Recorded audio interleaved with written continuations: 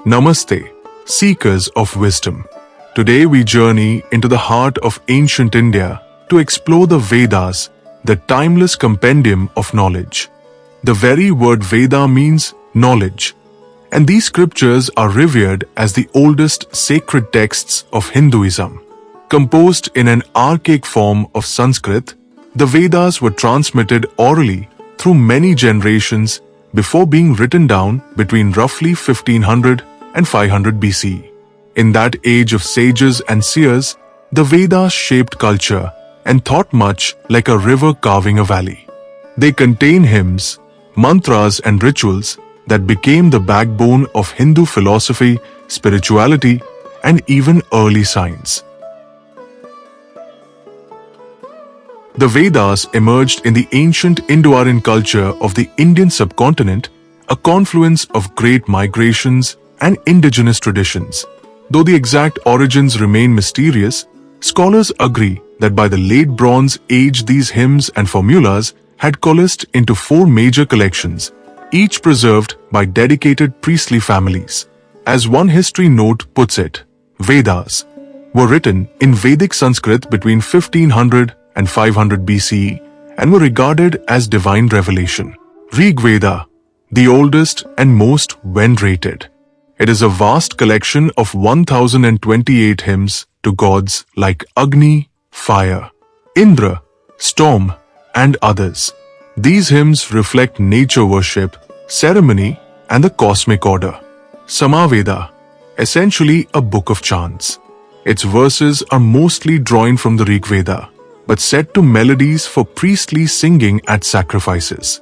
Think of it as the musical counterpart of the Vedas. Yajurveda, a practical manual for ritual. It contains prose formulas and instructions that priests recite to perform sacred rites and sacrifices. The Yajurveda even has two recensions, black and white, covering different ritual traditions. Atharvaveda, often called the Veda of spells. It reads more like folklore, with charms, incantations, and hymns aimed at healing, protection, and daily life issues. In these verses, one finds the hopes and fears of ordinary people etched in sacred song. Each Veda is furtherized into sections: the Sanhitas, hymns, mantras, and the Brahmans, ritual commentaries, later supplemented by the Aranyakas and Upanishads in an expanding tradition. Collectively, the four Vedas became the pillars of Hindu civilization, shaping its rituals and worldview. As one scholar summarizes, the four Vedas are the foundational texts of Hinduism, essential sources of spiritual knowledge, philosophy, and rituals. They are indeed the cornerstones of Vedic literature. Over centuries, Vedic ideas deeply influenced philosophy and science. The Upanishads, later sections of the Vedas, explored ultimate reality and consciousness, inspiring the six schools of Hindu philosophy. Even mathematics and astronomy have Vedic roots. Scholars note that pre-300 BCE India drew its number systems and sky calculations primarily from ancient Sanskrit texts like the Vedas and their companion works. For example, the Vedga Jyotiya, a Vedic astronomy text, laid out celestial calendars, while the geometry of altar construction, the Albastras, hinted at the Pythagorean theorem. In a sense, the Vedas planted seeds that sprouted into later fields of knowledge. Spiritual wisdom and secular science alike grow from this shared root. To truly unlock the Vedas, one must embrace Vedic Sanskrit, the living language of these hymns. Sanskrit is no ordinary tongue. It is a sacred, highly structured language revered in Hindu tradition. The Vedas were composed in Vedic Sanskrit, an archaic dialect preserved for generations through chanting. As scholars note, Sanskrit is the primary sacred language of Hinduism, originating as Vedic Sanskrit as early as 1700 to 1200 BCE. Around 500 BCE, the grammarian Pliny codified this oral tradition into classical Sanskrit with astounding precision. His rules ensure that every syllable of a Vedic verse can be parsed with exact meaning. In short, knowing Sanskrit is the key to the treasury of Vedic knowledge. Modern readers may see a Vedic manuscript page and sense its power. Each sound and accent carries meaning.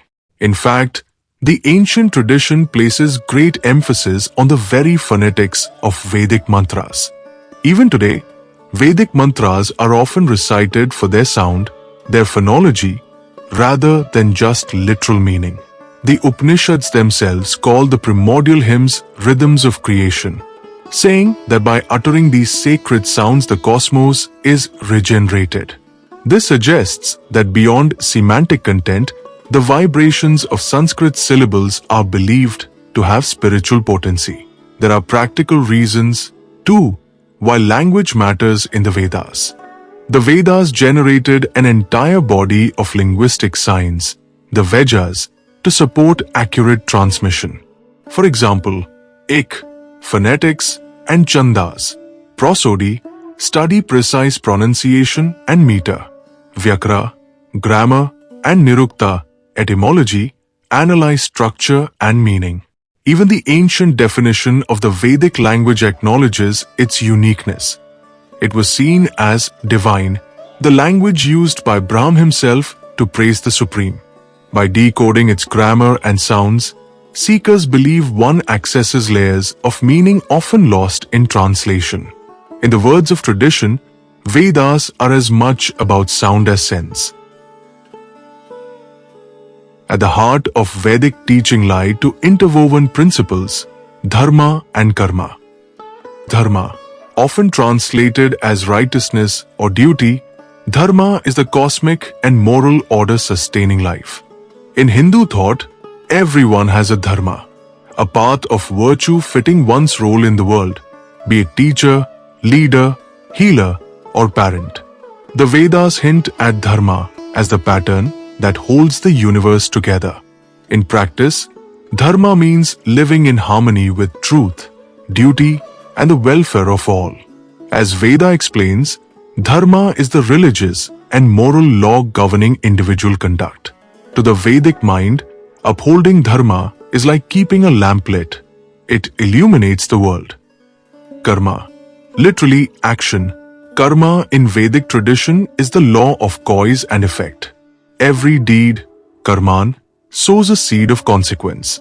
Good actions yield positive outcomes. Harmful actions bring suffering. As Veda explains, karma is the universal causal law by which good or bad actions determine the future modes of an individual's existence. In early Vedic usage, it simply meant ritual act, but over time it became a cosmic principle. Karma means that moral quality is built into the fabric of the universe. Nothing we do is without result. Dharma and karma are two sides of the same coin. One's dharma guides right action, and one's karma records the fruits of those actions. In practical terms, fulfilling your dharma generates good karma, whereas violating dharma results in suffering.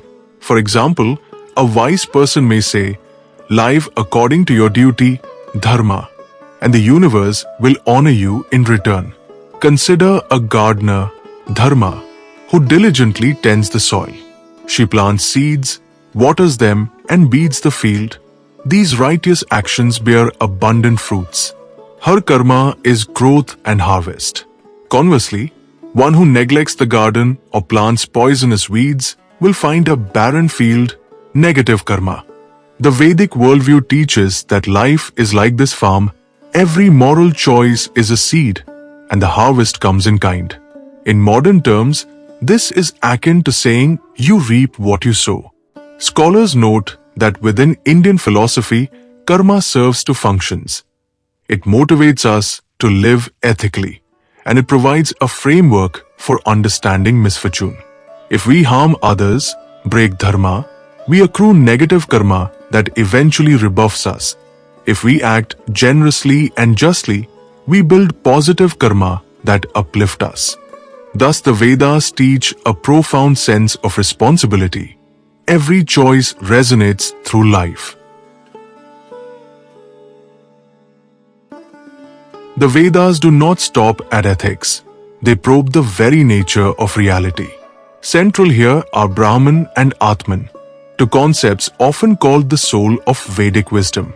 Brahman, this is the ultimate, unchanging reality behind the universe.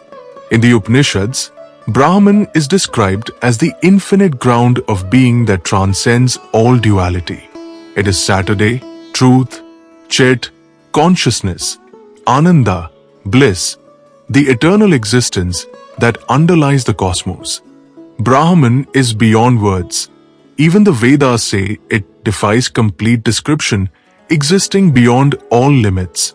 You might picture Brahman as the deep ocean, and all things in the world as waves on its surface.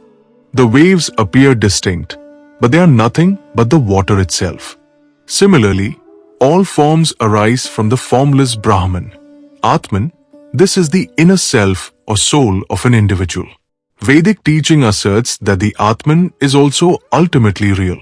The Upanishads declare that the Atman within each person is of the same essence as Brahman outside. In one famous teaching, Tat Tvam Asi, thou art that, a sage tells his student that the true self is none other than the supreme Brahman. In other words, the core of each being is the divine reality. This has been the core of non-dual Advait Vedant philosophy. The individual soul and the cosmic soul are one. These ideas imply that consciousness itself is the fabric of reality. The Vedas describe Brahman as the pervasive, infinite, eternal truth, consciousness, and bliss. This is remarkably like some modern views, such as panpsychism, which suggest that consciousness is a fundamental feature of the universe. To Vedic seers, all existence is a play of this great consciousness. By understanding the self, Atman, as Brahman, one gains liberation, moksha, from worldly suffering, for one sees everything as the same divine reality. What about the world we experience? Then, Vedas introduce the idea of Maya, the illusory power that veils Brahman and gives birth to the apparent reality of multiplicity. In metaphors from scripture, Maya is like a fog that hides the sun. It is the changing world of names and forms. According to Vedic thought, Maya is unconscious and impermanent, whereas Brahman Atman is eternal and conscious. A wise Vedic master might say, what we see with the eyes is but a fleeting shadow. Behind it is the unchanging light of truth. All this ties back to the Vedas' emphasis on consciousness. By chanting mantras or meditating on the self, one is said to directly attune to Brahman. Even the simple act of reciting a Vedic hymn is seen as a way to realign one's awareness with cosmic consciousness. Modern students of consciousness find it intriguing that these ancient texts already spoke of reality as aware and alive. The Vedic vision is that consciousness is the ground of being, and by exploring inner awareness, one touches the profound unity of all existence. Though thousands of years have passed, Vedic wisdom remains alive today, offering tools for personal well-being and societal harmony. Its influence quietly underlies many aspects of modern life. Spiritual and mental health. Practices such as yoga and meditation have their roots in Vedic culture. These disciplines train the mind and body in harmony, a concept already present in Vedic thought. For example, Tantra and Yoga view the universe as sacred energy to be united with. Today, countless people turn to Vedic meditation techniques for stress relief, inner peace, and mental health. The core Vedic idea that mantra and breath can still the mind is now supported by neuroscience, which finds real benefits in these ancient techniques. Environmental sustainability. The Vedas taught deep respect for nature. They call the earth mother and urge care for all living beings. One hymn from the Atharva Veda even declares, I am the son of earth, earth is my mother, echoing the idea that earth is a divine goddess. In modern terms, this means caring for the environment is dharma, our duty. In fact, community traditions like the Bishnois and Chipko movement embody this. They saw tree hugging and water conservation not as political acts, but as sacred duty. Our actions toward earth build our karma. The teaching goes, by protecting forests and rivers, we generate good karma for ourselves and future generations. Vedic ecology even influenced giants like Gandhi and modern environmentalists who embraced ahimsa, non-violence, toward all life. Many Hindus today interpret ahimsa as extending to animals and nature, often choosing vegetarianism to avoid harming other souls. In this way, the Vedas offer a spiritual foundation for sustainability. Every step on earth is a step on sacred ground. Societal harmony. The Vedas emphasize balance, duty, and community. Concepts like the cosmic order and Sangha, community, encourage living in harmony. For example, fulfilling one's role or dharma, be it as a parent, teacher, or leader, is seen as contributing to the harmony of society. The caste system itself originated as a mythic Vedic metaphor of universal cooperation, though its later rigid social abuse diverged from the spirit of dharma. More broadly, Vedic teachings on truthfulness, satya, austerity, tapas, and compassion, daya, are still upheld in modern ethics. Even secular leaders like Gandhi drew on Vedic ideas, truth and non-violence, to advance social reform. In every age, teachers have reinterpreted Vedic wisdom for the needs of the time. Today, you see its legacy when students chant the Gayatri Mantra for clarity, or when engineers invoke the name of Saraswati, goddess of knowledge, before an exam. The Vedas' timeless truths that action has consequence, that life is sacred, that consciousness pervades all, continue to resonate. They remind us that ancient wisdom can guide modern life, grounding mental health practices in spirituality, urging sustainability with spiritual respect, and calling communities to walk the righteous path of dharma.